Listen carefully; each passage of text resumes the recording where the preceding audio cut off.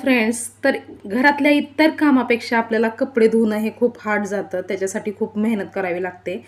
पण आज मी तुम्हाला एक ट्रिक दाखवणार आहे. त्यामुळे म्हणजे कपडे धुणं अगदी सोपं होईल. तर इथे मी घेतलेलं आहे पाव किलो वॉशिंग पावडर. तर कुठलंही वॉशिंग पावडर घ्यायचं आहे. ते व्हील असो, टाईड असो किंवा सर्फ एक्सेल असो, कुठलंही वॉशिंग पावडर असलं तरी चालतं. तर या वॉशिंग पावडरमध्ये मी एक मॅजिकल ट्रिक वापरणार आहे. तर पुढे मी तुमच्यासोबत ती शेअर करणार आहे.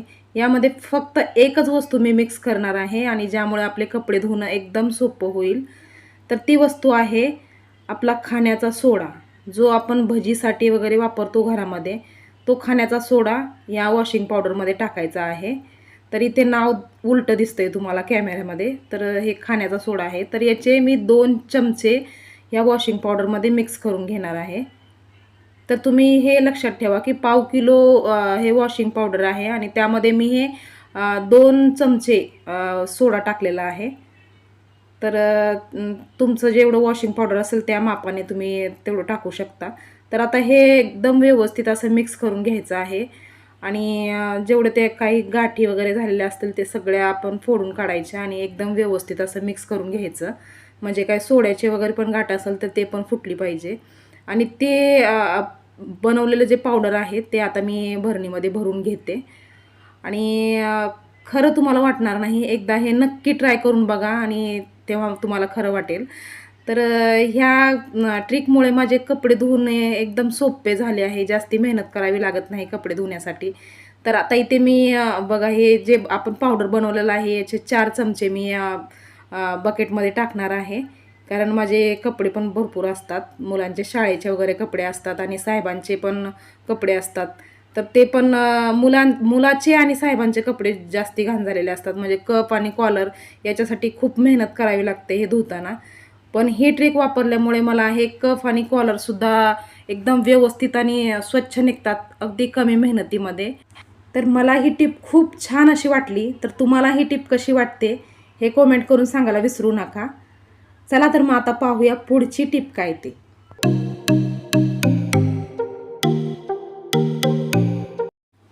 तर फ्रेंड्स, ही आहेत माझ्या मुलाची बुटं.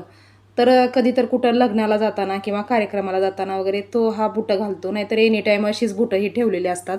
ज्यामुळे याच्यावरती धूळ वगैरे साठते. म्हणजे पिशवीमध्ये जरी ठेवलं तरी पण थोडीफार खराब होतातच ही बुटं. तर आता त्याला एमर्जन्सीमध्ये बाहेर जायचं आहे आणि घरामध्ये ते शू पॉलिश करायचं क्रीम वगैरे काहीच नाही, असं साहित्य काहीच नाही आणि तेवढा वेळ पण नाही की बाहेर जाऊन याची पॉलिशिंग वगैरे करायची. तर आता मी याच्यासाठी एक ट्रिक वापरणार आहे, ती तुम्हाला नक्की आवडेल. तर इथे अगोदर मी हे कपड्याने एका पुसून घेतलेत ही बुटं. म्हणजे याच्यावर जी धूळ वगैरे आहे ती सगळी या कपड्याने व्यवस्थित पुसून घेतलेली आहे.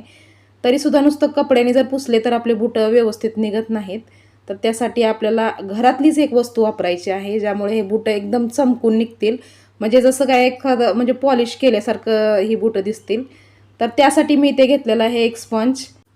आणि आता या स्पंजवरती आपण जे खोबऱ्याचं तेल वापरतो घरामध्ये केसाला लावायचं खोबऱ्याचं तेल, त्याचे फक्त 4 थेंब टाकायचे या स्पंजच्या एका कॉर्नरवरती आणि ते असं व्यवस्थित पसरवून घ्यायचे.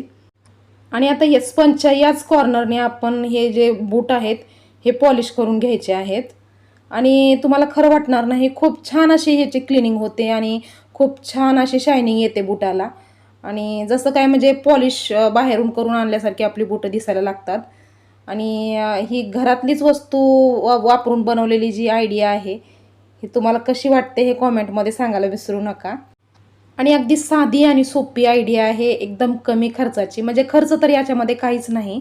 घरातच आपण खोबऱ्याचं तेल वगैरे वापरत असतो आणि स्पंज पण असतो क्लिनिंगसाठी.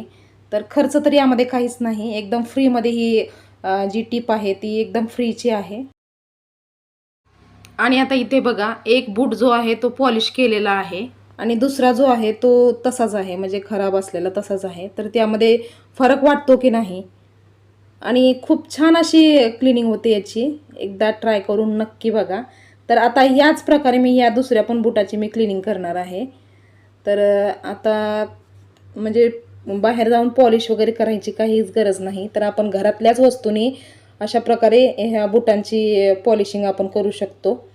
आणि जास्ती तेल वापरायचं नाही, थोडंसं तेल म्हणजे 4 थेंबच वापरायचे, जास्ती तेल वापरायचं नाही.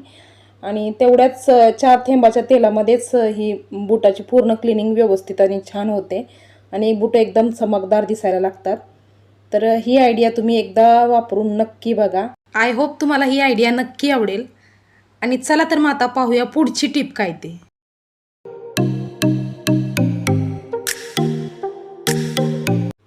तर फ्रेंड्स, घरामध्ये मच्छर किंवा इतर कीटक वगैरे येऊ नये यासाठी आपण गुड नाईटचा वापर करतो आणि खूप छान असा रिझल्ट भेटतो याच्याने.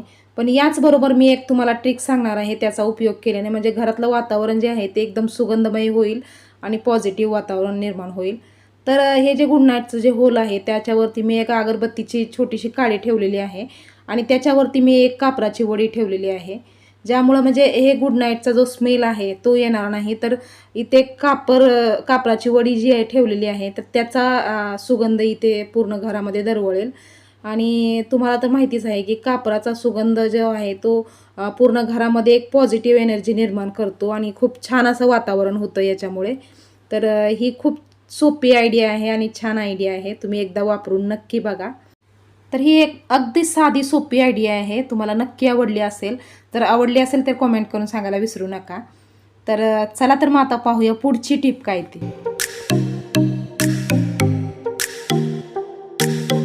तर फ्रेंड्स, घरामध्ये पाल असणं हे खूप किळसवाणं वाटतं आणि खूप खराब वाटतं. आणि तसंच पाल खूप विषारी पण असते, त्यामुळं म्हणजे ती जेवणामध्ये वगैरे पडण्याची खूप भीती वाटते किंवा त्याच्यामुळं अजून काही बाधा वगैरे होऊ शकते घरामध्ये. त्यामुळं पाल हा प्रकार घरापासून लांब राहावा यासाठी आपण ही ट्रिक वापरणार आहोत. तर यासाठी मी इथे घेतलेले आहे एक अंड्याचं कवचाड. म्हणजे आता हे अंडं जे आहे हे फोडून हे आपण अंडं तळून वगैरे वापरू शकतो. पण याचं जे कवचाड आहे ते आपण कचऱ्यामध्ये फेकून न देता त्याचा वापर करणार आहोत. तर ह्या अंड्याचं कवचाड जे आहे त्यामध्ये थोडंसं ते अंड्याचं थोडंसं ग्रेव्ही बाकी होती आणि त्याच्यामध्येच मी हे 2 कापराच्या वड्या टाकलेल्या आहेत.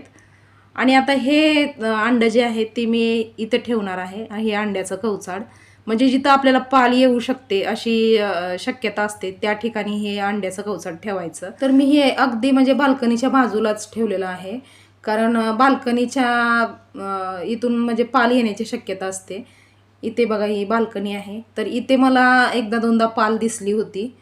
तर ती इथेच असते, बाहेरच्या ठिकाणीच असते, कधीतरी दिसते ती, आज तर नाही आहे.